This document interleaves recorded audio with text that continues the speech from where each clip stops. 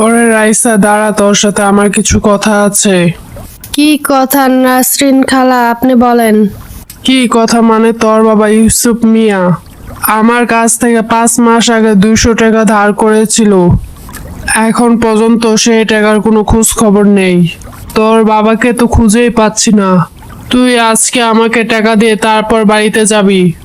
কি বলছেন খালা, আমি এখন টাকা কোথায় পাবো? আমি তো শুধু নদী থেকে পানি আনতে গিয়েছিলাম, ঘুরতে যাইনি। আমাদের আরো কিছু সময় দিন, আমরা আপনার টাকা শোধ করে দেব।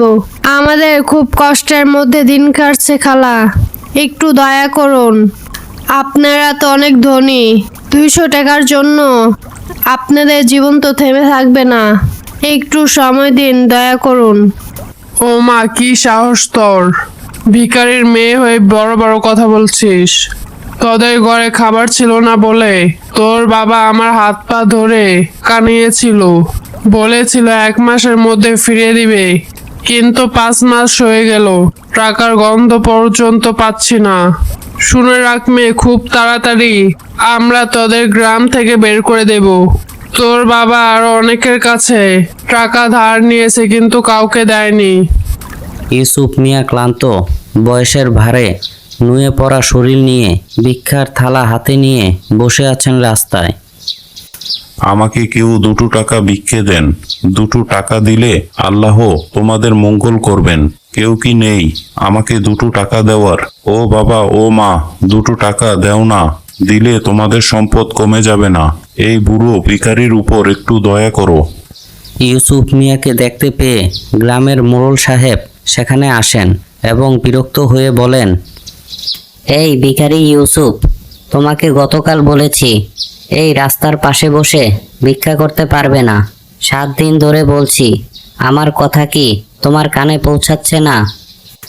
বাবা, আমি বুড়ো মানুষ, কাজকর্ম কিছু করতে পারি না।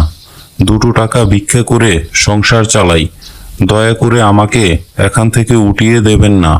আমার ঘরে একটা ছোট্ট মেয়ে আছে, তাকে কি খাওয়াবো? তোমরা খাবে কি খাবে না সেটা আমার দেখার বিষয় না। তোমাকে বলছি এখানে ভিক্ষা করা যাবে না, এখান থেকে উঠে যাও। আর এখন যদি না উঠো, আমি কিন্তু তোমার ভিক্ষার থালাটা পর্যন্ত ভেঙে দিব। না বাবা, এমন করবেন না। আমি চলে যাচ্ছি, কথা দিচ্ছি আর কখনো এখানে বসবো না।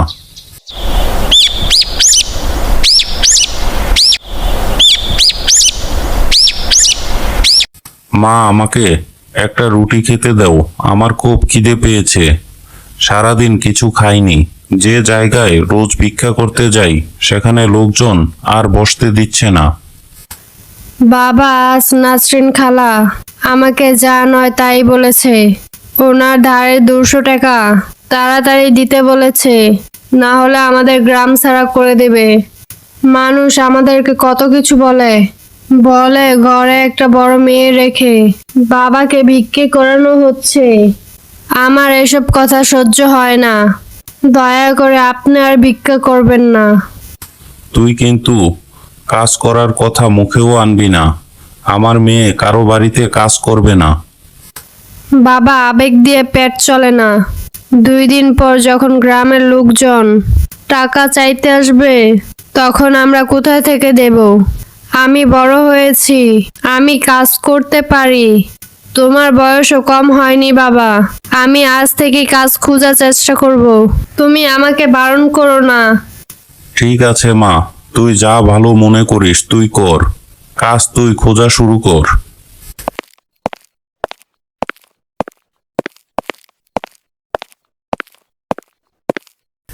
এই, তুই ভিখারির মেয়ে রাইমা না?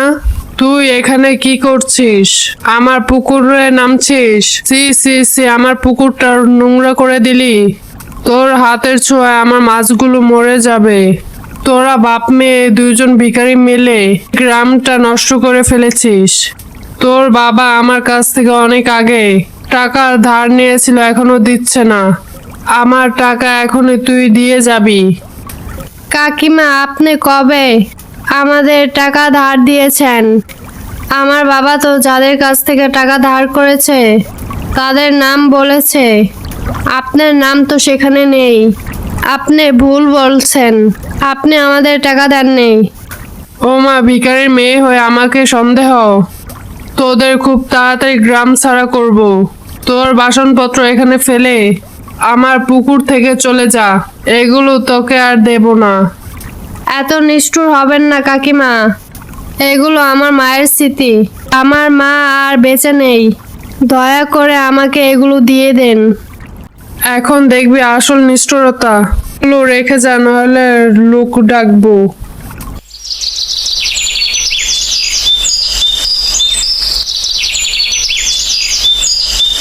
কিছুদিন পর নাসরিন খালা ও তাদের চাচা সহ আরও কয়েকজন গ্রামবাসী ইউসুফের বাড়িতে আসে।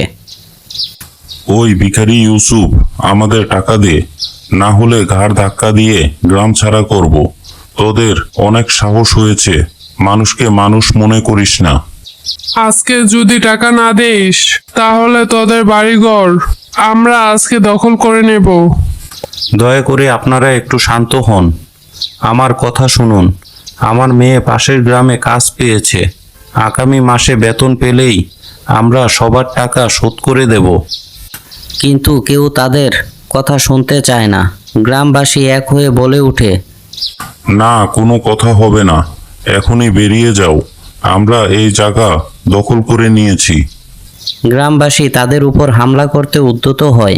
ইউসুফ মিয়া তার মেয়েকে নিয়ে দ্রুত পালিয়ে যায়। গ্রাম থেকে বেরিয়ে ইউসুফ মিয়া ও তার মেয়ে রাইমা দীর্ঘ পথ হেঁটে এক গভীর জঙ্গলে ঢুকে পড়েছে। চারদিকে ঘন অন্ধকার। রাইমা ভয়ে ভয়ে বাবাকে জিজ্ঞাসা করে, বাবা, আমরা কোথায় যাচ্ছি? গ্রামের কেউ তো আমাদের জায়গা দিল না।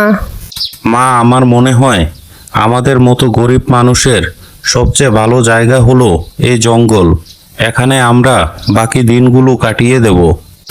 মানুষজনের সাথে থেকে অসম্মানিত হওয়ার চেয়ে এই পশু পাখির সাথে থাকা ঢের ভালো। আমরা গাছের ফলমূল খেয়ে বেঁচে থাকব। হে আল্লাহ, আমার মেয়ের জন্য একটা ভালো ব্যবস্থা করে দাও। আমি পারলাম না রে মা তোর জন্য কিছু করতে। তোর মা তোকে জন্ম দিতে গিয়ে মারা গেল। বাবা চুপ করো, তুমি আমার সব। তুমি আমার পাশে থাকলে আমার কিছু লাগবে না।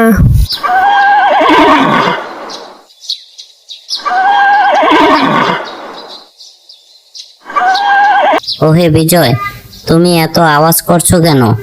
তুমি সাধারণত তখনই আওয়াজ করো যখন তুমি অন্য কাউকে অনুভব করতে পারো। তারেক রশিদ চারদিকে তাকিয়ে ইউসুফ ও রাইমাকে দেখতে পায়। তিনি কাছে এসে জিজ্ঞাসা করেন, আপনারা কারা? এই গভীর অরণ্যে কি করছেন? আপনাদের পরিচয় কি? আপনারা কোথায় থাকেন? আমরা অন্য গ্রাম থেকে এসেছি। গ্রামের মানুষ আমাদের তাড়িয়ে দিয়েছে। তারেক রশিদ রাইমার দিকে তাকিয়ে মুগ্ধ হয়। মনে মনে ভাবেন, এত সুন্দরী ও ভদ্র মেয়ে আমি জীবনেও দেখিনি। তার চোখে এত কষ্ট, তবুও তার চেহারায় প্রশান্তি। আমি এই গ্রামের জমিদার তারেক রশিদ। ইনি নিশ্চয়ই আপনার বাবা।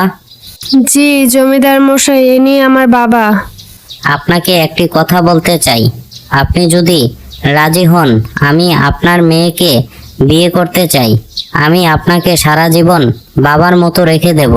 আপনি আমাকে ফিরিয়ে দেবেন না। বাবা, অনুরোধ করছি।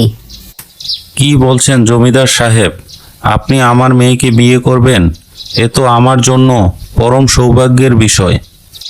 বাবা, এই দেখুন, এটা আমার সবচেয়ে বড় বন্ধু বিজয়। এর জন্যই আজ আমি আপনাদের খুঁজে পেয়েছি।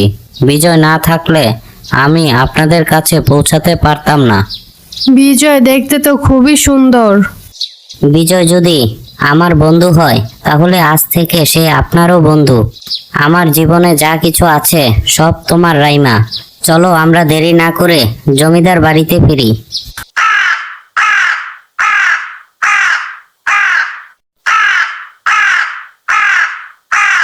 আমি কখনো কল্পনাও করিনি যে আমার মেয়ে কোনোদিন জমিদারের গিন্নি হবে। আল্লাহর ইচ্ছা, তিনি কার ভাগ্যে কি লিখে রেখেছেন তা কেউ জানে না। কিছুদিন পর ধুমধাম করে জমিদার তারেক রশিদ ও রাইমার বিয়ে হয়ে গেল। গ্রামবাসী সবাই নিমন্ত্রণ খেয়ে আশীর্বাদ করলো। এমনকি নাসরিন খালা ও সাবেরা খাতুনও এসেছিল। তারেক রশিদ তাদের জানিয়ে দেয় ইউসুফ মিয়ার সমস্ত ধার তিনি পরিশোধ করে দিয়েছেন। এভাবে রাইমা ও তার বাবা ইউসুফ মিয়ার কষ্টের দিনগুলো অবসান ঘটে। জমিদার বাড়িতে তারা সুখ শান্তিতে বসবাস করতে থাকেন। প্রিয় বন্ধুরা, আজকের গল্পটি আপনাদের কেমন লেগেছে তা অবশ্যই কমেন্টে জানাবেন। আপনাদের প্রতিটি মতামত আমাদের কাছে অনেক মূল্যবান। যদি গল্পটি ভালো লাগে তাহলে একটি লাইক দিয়ে ভালোবাসা জানাতে ভুলবেন না। আপনার একটি লাইকই আমাদের নতুন গল্প তৈরির শক্তি। আর এখনো যদি আমার চ্যানেলটি সাবস্ক্রাইব না করে থাকেন তাহলে অবশ্যই সাবস্ক্রাইব করে পাশে থাকবেন। সামনে আসছে আরো হৃদয় ছোঁয়া শিক্ষামূলক এবং বাস্তব জীবনের গল্প। আপনাদের ভালোবাসা আর সমর্থনই আমাদের সবচেয়ে বড় অনুপ্রেরণা। সবাই ভালো থাকবেন, সুস্থ থাকবেন। আবার দেখা হবে নতুন গল্পে। ধন্যবাদ।